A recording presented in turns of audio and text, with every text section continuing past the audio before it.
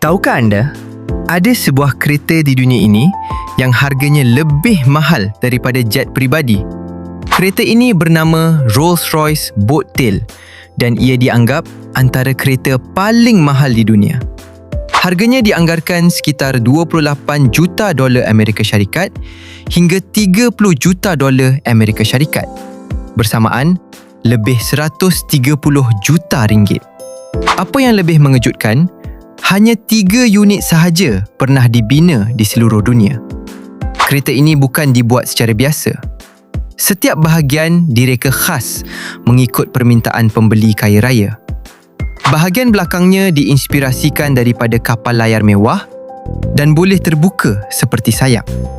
Di dalamnya tersembunyi set makan eksklusif, peti sejuk champagne dan payung khas buatan tangan.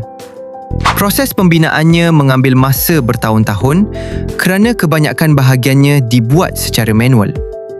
Malah, jam pada dashboard kereta ini boleh ditanggalkan dan dipakai sebagai jam tangan mewah khas. Disebabkan terlalu eksklusif, ramai orang mungkin tidak akan pernah melihat kereta ini secara depan mata sepanjang hidup mereka. Kalau anda suka fakta ringkas macam ni, boleh follow untuk lebih banyak ilmu.